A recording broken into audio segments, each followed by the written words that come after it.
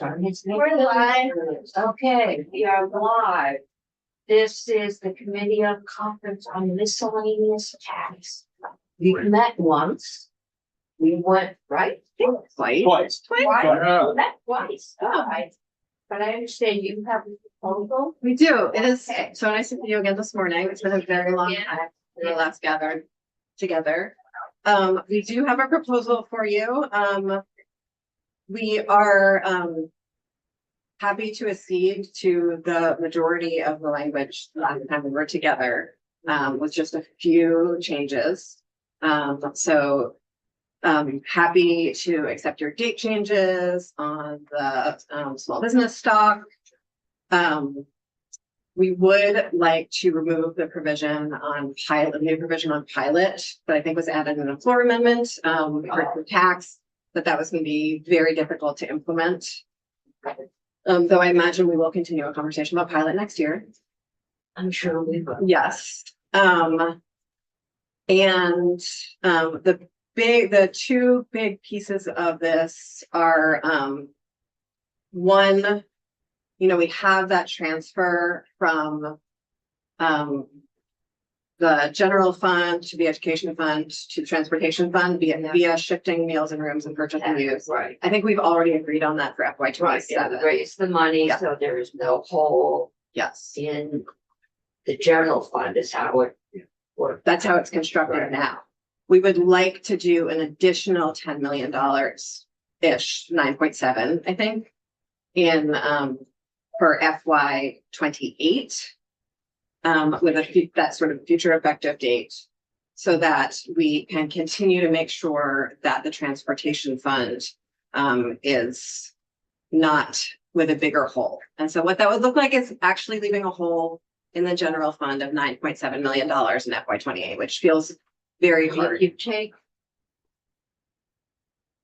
Okay, So we'd be shifting both percentages again. you would shift both, so the deficit, roughly 10 million, would go to the general fund for next year's budget. Yeah, so it would not be next year's budget, it would be the year after. Yeah. Right. And so it would not sit on the back of some property taxpayers. We will not be creating an even larger hole in the education fund, but it will create some pressure on the general fund in the future. We know that there were mass layoffs at AOT this year. And that our paving is way behind schedule. It seems like one of the most basic functions of government is filling potholes, and we are not living up to our obligation there. And so that's sort of the last piece that we're looking at. That's. Okay, so. And Kirby and Chris can also talk through it if that's helpful. Yeah, okay.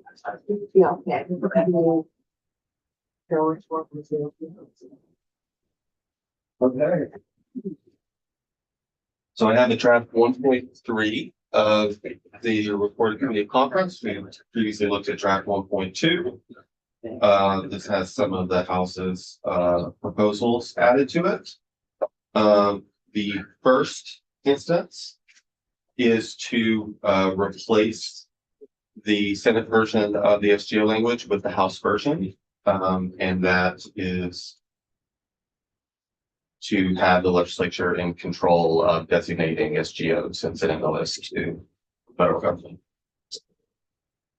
The second change is the technical change that we had discussed before with the Fish and Wildlife Feed Authority. This would have the rules on fee setting repealed next July. We know that all those fees except for the conservation camp fees are put in the statute in 929. So this And that's is, something we all agreed on. That's, yeah, that Yeah. this, in case this is the same thing we looked at. we're not messing, in case that was site. So that's not new. Yeah. The third instance is new. This is striking section 50, which is the municipal share of local option tax. So that's, or this is removing that. And just for those that may be watching at home, that's not striking out the whole share. This is just that construct of the $18 million. Once there's a, that's in there that the. Yeah.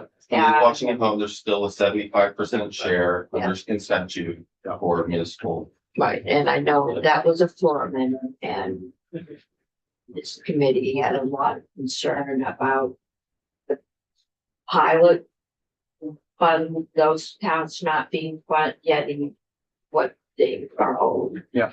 And also the towns that don't have local option and don't have a state facility getting nothing. Yeah. And they're all hurting. So Yeah. that remains, for the Right. future. Sorry. All right. And the fourth instance, is not a change. This is the, clarifying language added for 63A on the Burlington waterfront. The change was around the increment that Burlington keeps. Okay. And then the fifth instance is adding 3 new sections, 63C, 63D, 63E. 63C is for a year from now, so for fiscal year 28. Further changing the Mills and Reeves tax revenue split and the purchase and use tax revenue splits. So increasing the amount of Mills and Reeves tax that's deposited in the education fund and decreasing the amount of purchase and use tax that's deposited in the education fund. The numbers being crossed out there are the new numbers that were already in H.933 for the next year. So there was a change to decrease or to increase this to 29% here. This was a decrease from 33 to 27. So it's continuing that trend in the future. And then 63D is the same thing with the Mills and Reeves tax that's deposited in the transportation. The general fund. And 63E is some legislative intent language that says it is the intent of the general. Just Assembly. explain basically what we're doing about. Is the intent of the General Assembly in future fiscal years to gradually shift all revenue generated by the motor vehicle purchase and use tax to the transportation fund. It is further intended that any future changes resulting in a decrease of revenue deposited in the education fund be accompanied by other revenue policy measures that mitigate any impact on statewide education property taxes.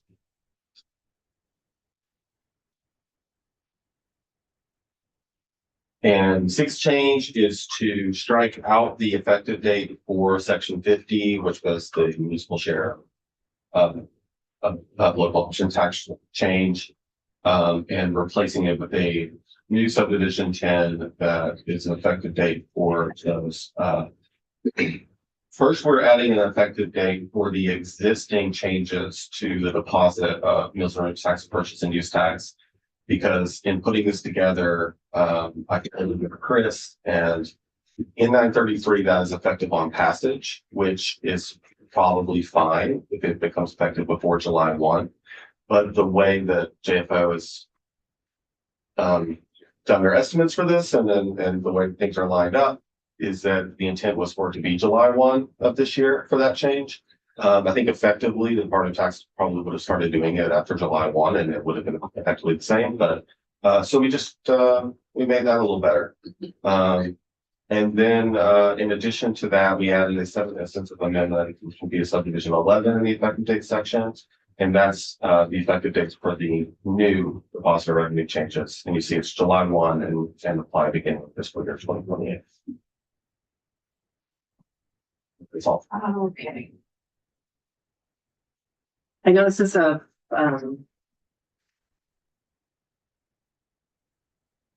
lot in this moment. Do you wanna? I think we need to talk. Okay, great. We need to have a few minutes. We're all supposed to be on the floor. It's you being on the floor is generally more important than us being on the floor, but yes. Well, other committees have been meeting and we've been told if it's necessary, Okay, great. we can meet. Okay. There's a roll call to call. We will hang out don't have as much downstairs and time to yeah, Get up there. absolutely. We will hang out downstairs and let us know. Okay.